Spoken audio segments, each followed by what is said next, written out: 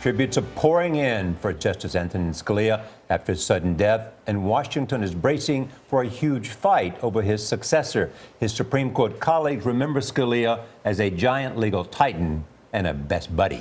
Justice Scalia's death on Saturday sparked a fierce argument over his seat on the high court.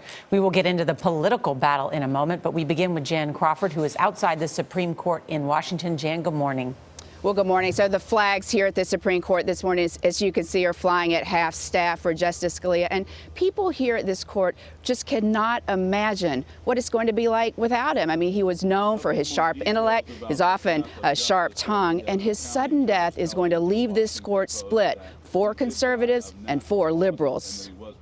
Justice Scalia's views on the Constitution influenced a generation. I'm a law and order guy. I mean, I confess I'm a social conservative, but it does not affect my views on cases.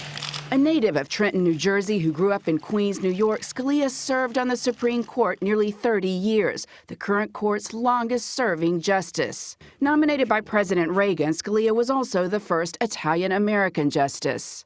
1 month shy of his 80th birthday, Scalia died while on a trip to this 30,000-acre ranch in Marfa, Texas. A Presidio County judge declared Scalia dead by phone.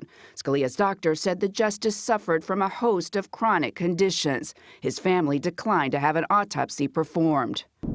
Even on the nation's highest court, Scalia was a larger-than-life figure. He often dominated oral arguments with his sharp questions. If it's a question of individual rights and individual liberties, that's what I'm there for. Paul Clement clerked for Scalia in 1993 and argued 80 cases before him.